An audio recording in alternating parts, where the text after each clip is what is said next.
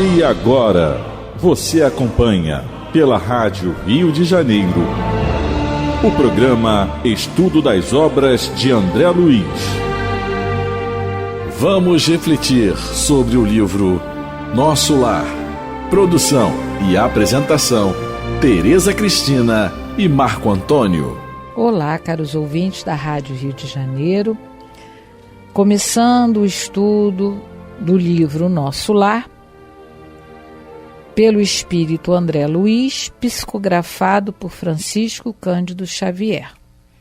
Amigos ouvintes da Rádio Rio de Janeiro, da emissora da Fraternidade, novamente aqui estamos para darmos continuidade ao estudo da vida no mundo espiritual, com a permissão de Jesus, pela obra Nosso Lar, obra que foi ditada pelo espírito André Luiz e que foi psicografada por Francisco Cândido Xavier.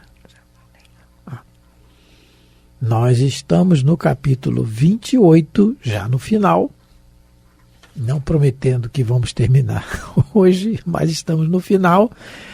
E no último programa, nós estávamos comentando sobre o que a enfermeira Narcisa, o André Luiz relata que foi atraído pela sua generosidade, pelo seu comportamento perante o trabalho, né, interesse. E nós conversamos sobre isso, sobre o exemplo, né, falamos sobre, damos o exemplo do Chico e outros, pela questão do comportamento da pessoa enquanto ser humano, enquanto homem, né, enquanto pessoa. E mais adiante, o André Luiz pergunta a ela se ela trabalha há muito tempo ali. Ela diz que há 6 anos, que ela trabalha há 6 anos, mas que ainda faltam 3 anos para realizar os seus desejos. E o André Luiz fica curioso, que desejo é esse? E ela diz assim, que ela precisa de um endosso.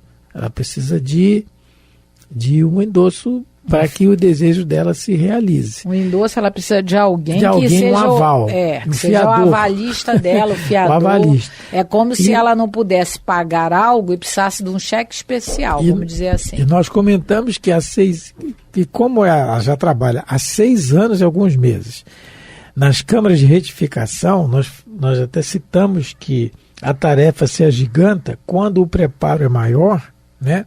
Muito será, assim como muito será cobrado a quem muito foi dado, muito será dado a quem muito recebeu, porque quanto mais informações, ensinamentos eu tiver, mais eu vou ter desafios pela frente. O espírito perfeito, mais perfeito que veio à Terra, o mais sábio, foi Nosso Senhor Jesus e passou por tudo que passou para nos dar exemplo.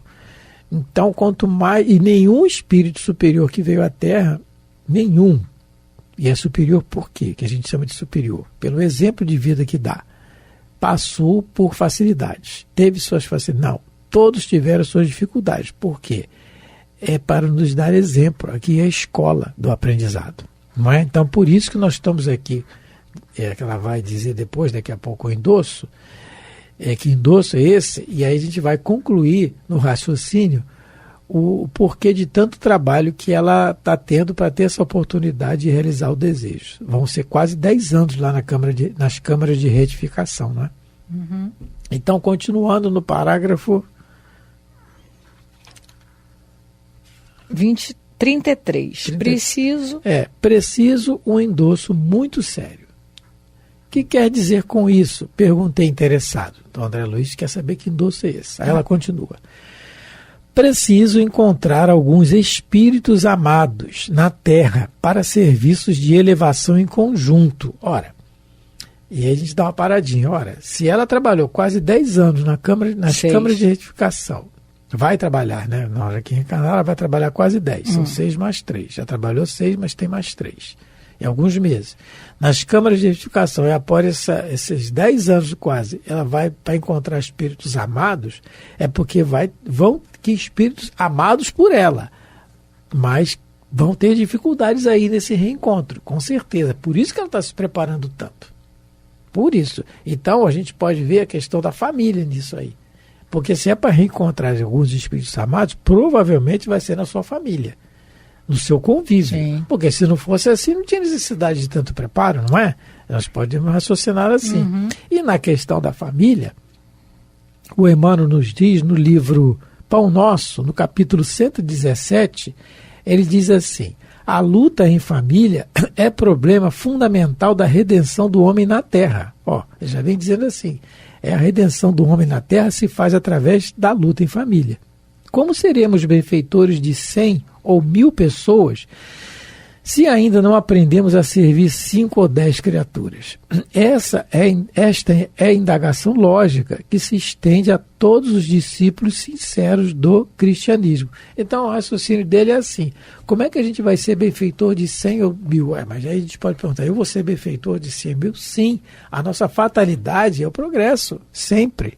Benfeitor de 100 mil é quando nós atingimos a evolução tal, um aprimoramento moral tal, que nós vamos poder beneficiar a mais pessoas com o nosso comportamento. Não é? Se a gente não aprende, mas como é que a gente vai ser benfeitor de tanta gente se a gente não aprende a servir 5 ou 10 criaturas? E aí é isso que a Narcisa está se preparando. Esse aprendizado que ela está fazendo aí na colônia, nas câmaras de retificação, é preparo para a luta que ela vai ter no campo de batalha, que é a Terra, que é a encarnação, a necessidade nossa, a imposição que Deus nos faz para que nós evoluamos. Por muito tempo, em razão de meus desvios passados, roguei em vão a possibilidade necessária aos meus fins. Quer dizer, ao que parece, ela já despertou a consciência para entender que ela deve ter sido a equivocada no relacionamento antigo, porque ela está querendo realmente voltar junto de um grupo para evoluir junto. Ela, pelo menos, já tomou consciência de que ela havia errado, porque ela fala dos desvios passados. Talvez a Narcisa fosse daquela... Né, daquele tipo de pessoa que ama, que gosta, mas que não sabe ter equilíbrio com esse sentimento. Então, a pessoa ama com apego, com controle, com ciúme. Então, isso tudo faz com que qualquer relação deteriore, não tem como. E ela já tinha entendido isso, que ela tinha uma grande parcela de culpa nesse relacionamento fracassado, com essas pessoas que ela conviveu. Provavelmente o comportamento dela deve ter sido esse: apego demasiado, ciúme demasiado, controle demasiado, e isso acaba falindo qualquer tipo de relacionamento. Então, no primeiro momento, quando ela descobriu que realmente ela foi a equivocada, ela quis logo voltar para consertar o negócio, mas ela precisava de um auxílio para isso, porque ela não tinha merecimento nenhum para ter essa nova oportunidade. É o que nos dá a entender. Se ela precisou de um endosso, ela não conseguiria sozinha organizar esse novo retorno à encarnação para consertar os erros. Ela precisava que alguém desse a permissão para ela. É o tal endosso que ela fala. Ela precisava de um endosso. Por que ela precisava? Porque ela sozinha não conseguiria reunir esses espíritos que ela precisa conviver de novo. Que ela precisa, vamos dizer assim, consertar o que ela fez de mal feito. Não é tão fácil assim. Os espíritos dizem que a fila da reencarnação é grande, que nós não imaginamos a bênção que é ter um corpo de carne. E realmente a gente não valoriza isso, essa oportunidade. Muitas das vezes a gente perde muito tempo com bobagens, né? Com coisas bobas, no convívio familiar, coisas bobas que eu disse assim, porque fulano não me avisou, porque fulano não respeita o horário, porque coisas bobas, porque realmente existem coisas sérias, mas coisa boba. A gente às vezes cria situações, né? Não fez a comida que eu gosto, tá olhando pro vizinho, mas bobagem, sabe? Não gosta de mim porque não me diz que me ama, umas bobagens que a gente, umas mesquinhezes que a gente cultiva, que fica difícil. Então, ela, ao que nos parece aqui nas entrelinhas, ela, chegando ao mundo espiritual, ela se arrependeu, tomou consciência de que agiu errado, porque ela mesmo diz, meus desvios passados. Então ela estava querendo uma nova oportunidade, mas ela não tinha merecimento. Ela precisava de um endosso. E quem vai dar esse endosso para ela é a ministra veneranda, mas com a tal condição, trabalhar 10 anos nas câmaras de retificação, né? Então, ela mesmo vai dizer, agora o Marco vai continuar a ler, né, que ela vivia perturbada, é aí que nós paramos, né? Vivia perturbada. É que o assunto é muito, né, contagiante, né, para nós. E no livro Missionários da Luz, nós temos um exemplo parecido com esse aqui do esforço da Narcisa, que ela falou aqui pra gente que os desvios passados, ela rogou a possibilidade necessária para recuperar. E no livro Missionários da Luz, do capítulo 12, nós temos a história aqui da Anacleta, que ela, relatado assim, olha, trata-se de uma das nossas trabalhadoras mais corajosas, como a Narcisa, né? Imagine que voltará à esfera do globo em breves dias em tarefa de profunda abnegação por 4 entidades que há mais de 40 anos se debatem em regiões abismais das zonas inferiores. Aí ela diz, não vejo juízo, abnegação alguma, ela diz. Aí ela fala assim, continua, as mães que não completaram a obra de amor que o pai lhes confia junto aos filhos amados, devem ser bastante fortes para recomeçar os serviços imperfeitos. Esse é o meu caso. Não se deve mencionar sacrifício onde existe apenas obrigação. Não estou dizendo aqui que é o caso da Narcisa especificamente, ela não disse se foi filho, alguma coisa, mas é o trabalho em si, né? Ela diz que no passado ela... Essa Anacleta trabalhou mais, 40 anos. 40 anos, não. E aí... Porque eles estão nas trevas há 40 anos. O Espírito conforta, ela diz, já recebeu os projetos, e olha como é que vai ser a situação. Anacleta é um exemplo vivo de ternura e devotamento, mas voltará às lutas do corpo a fim de operar determinadas retificações no coração materno. Por imprevidência dela, noutro tempo, os 4 filhos que o Senhor lhes confiara caíram desastradamente. A pobrezinha albergava certas noções de carinho que não se compadecem com a realidade. Seu esposo era homem probo e trabalhador e, apesar de abastado, nunca se esqueceu dos deveres que lhe prendiam as atividades do homem.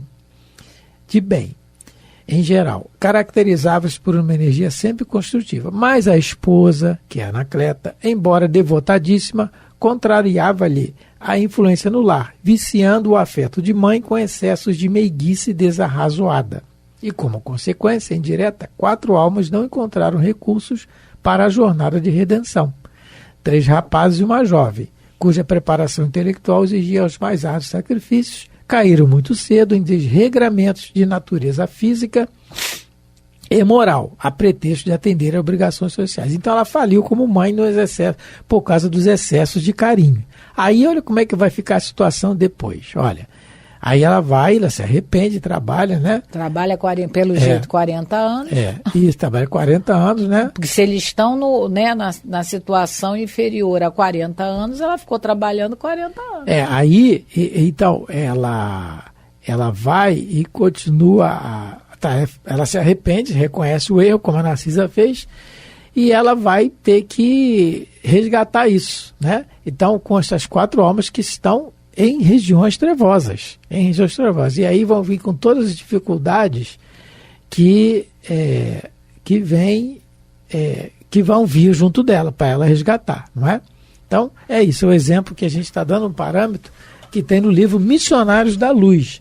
E é nesse sentido, gente, que o Espiritismo nos esclarece, né? O Consolador que Jesus promete, ele nos consola na medida que nos mostra a realidade que pode acontecer, a realidade nossa, que pode acontecer conosco novamente, incidindo nos mesmos erros.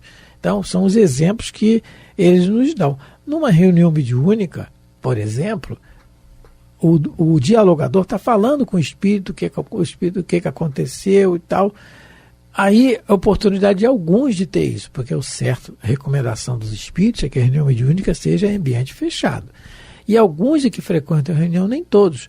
Mas a responsabilidade de quem frequenta é muito grande, porque está vendo ali a situação que aconteceu com o espírito. Mas mesmo que a gente não frequente, a gente não tenha essa oportunidade, nós temos os livros, que são também informações mediúnicas, os espíritos trouxeram. Estão aqui relatados. Nós estamos lendo o caso da Narcisa, lemos o da Anacleto e tantos outros. Então é isso que ela está dizendo. Por muito tempo, em razão dos meus desvios. Quando ela fala em razão dos meus desvios passados, ela está reconhecendo o desvio. Então ela está reconhecendo que errou. Esse é o grande problema nosso inicial aqui. Falo por mim também. Porque eu não erro. Eu posso até dizer que eu erro, mas se alguém disser para mim, me magoa. Então é meu orgulho. Então não estou convencido que errei. Aí começa por aí. Então o reconhecimento do erro, ele tem que ser constante em nós. Eu errei sim. Desculpa, eu errei, vou tentar melhorar. E assim vai. Né? O esforço que a gente tem que fazer. Então, continuando, né, Tereza? Vivia perturbada e aflita, que ela queria voltar. Então, estava perturbada. Mas não podia voltar quando ela queria. Aconselharam-me, porém, recorrer à ministra veneranda. E nossa benfeitora da regeneração prometeu que endossaria meus propósitos no Ministério do Auxílio. Então, mas ela vai endossar. Mas vou endossar o seu propósito. Eu vou ser o seu avalista, seu fiador. Como todos nós temos um. Não é privilégio de espírito A ou B. Outro dia eu estava escutando uma palestra do Arthur Valadares. Quem não conhece, por favor, tente escutar. Sensacional. Né? Ele explica muito bem, tem uma poder na voz de nos explicar, nos esclarecer sobre, nos passar a mensagem muito bem. Arthur Valadares. E ele estava dizendo, não é privilégio de espíritos A ou B que tem o guia espiritual, todos nós o temos, todos nós somos tutelados de um anjo da guarda, não é só de um amigo espiritual, de um anjo da guarda, de um espírito mais superior ainda, que está torcendo por nós, com certeza. Como aqui o caso da Narcisa, que a veneranda, né, endossou o pedido dela. Mas exigiu 10 anos consecutivos de trabalho aqui, para que eu possa corrigir certos desequilíbrios do sentimento. Então, o trabalho em si é que vai fazer ela tentar melhorar o seu íntimo, o seu interior, o seu sentimento que está desequilibrado pelas atitudes dela enquanto nas últimas encarnações. E o que é isso? O trabalho em si, ele favorece isso, porque é o exemplo que a gente traz. Nós aqui no programa passado, se eu não me engano, no anterior, não sei, nós relatamos o exemplo da instituição que tem em Bangu, Vicente Moretti, que fica na Rua Maravilha, em Bangu, aqui no Rio de Janeiro. E lá estão acamados vários irmãos em situações de tetraplégicos e demência, e sem poder se locomover, né? Então a gente às vezes vai lá visitar e a gente sai de lá beneficiado pelo contato, porque a gente tem ali de ver muitos deles com resignação. Então o trabalho, o exemplo, a visita a um hospital em que pessoas estão padecendo situações que a gente nem imagina em passar. Então é nisso que vai nos transformando, é nisso que vai transformando a nossa ideia, para depois transformar o sentimento. Também a gente pode ver que essa didática da ministra veneranda é a mesma usada na homeopatia. Semelhante cura semelhante. Quem é que é albergado nas câmaras de retificação? Não são aqueles espíritos mais desequilibrados? E desequilibrados, o que nos desequilibra é o nosso sentimento. é os nossos pensamentos, são os nossos pensamentos, são os nossos sentimentos. Então, ao contato com o desequilíbrio do outro, ela vai corrigir o próprio. Por quê? A gente comentou aqui que talvez esse desequilíbrio de sentimento, se é desequilíbrio de sentimento, é apego, é ciúme, é controle, como a gente colocou, é avareza. São sentimentos que ela cultivava enquanto encarnada com esse grupo que ela quer rever. Então, ao contato agora com esses espíritos que chegam atormentados, ela vai se corrigindo. Ela vai observando, meu Deus, o que leva, né? O que leva uma pessoa a ficar dessa maneira. Ela conhecendo porque, lógico, como enfermeira, ela tem acesso ao prontuário desses espíritos, com certeza, como num hospital. Você precisa saber de alguns detalhes. E ali não existem mais corpos. Existe todo um histórico sentimental, comportamental de cada espírito que ela vai atender. Então, ao que parece, a didática da veneranda é a mesma usada para a cura pela homeopatia. O semelhante cura o semelhante. Ela vai ser curada das enfermidades sentimentais que ela carrega, dos desvios que ela desenvolveu a nível sentimental no contato com esses doentes que chegam. Ela vai poder exercitar paciência, ela vai exercitar fraternidade, ela vai ter que exercitar desapego, porque tem tantos para ela cuidar, ela não vai poder cuidar só de um doente, ela tem ali centenas. Ela vai exercitando coisas que vão ajudá-la na próxima reencarnação a poder lidar melhor com o próprio sentimento dela. E é assim que a gente evolui. Então, a ministra veneranda deu esse conselho sábio para ela, para que no convívio com a dor, com o desequilíbrio, ela aprenda a se controlar melhor, ela aprenda a se equilibrar. Então, e não deve, né, como ela diz aqui, e não deve ser fácil. Imagine você ter que lidar 10 anos, não são 10 meses, são 10 anos com espíritos desequilibrados ao extremo.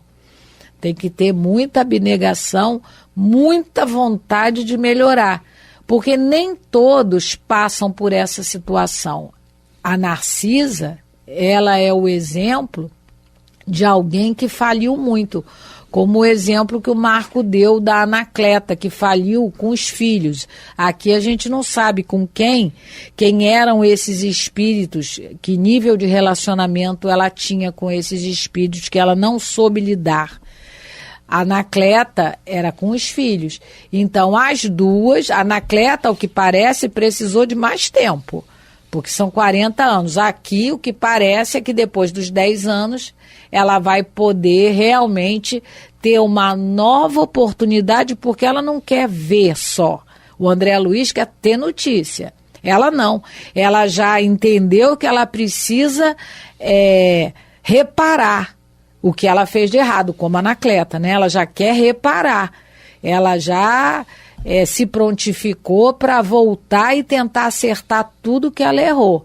Mas, para isso, ela é também, como o próprio André Luiz e como a Anacleta, eles são obedientes. Porque se a gente lembrar lá no capítulo 13, aquela senhora, ela queria ajudar os filhos também, mas não queria trabalho. Onde o Clarencio colocou ela não sim, queria. Isso. Aí ele falou, minha filha, vai para o Parque do Repouso meditar mais um pouco. Meditar em quê? Meditar que se você não se melhorar no mundo espiritual, você vai repetir a mesma coisa que você fez de errado. Não é isso? Mas não adianta querer fugir. A felicidade é através do trabalho no bem. Sim, não tem jeito.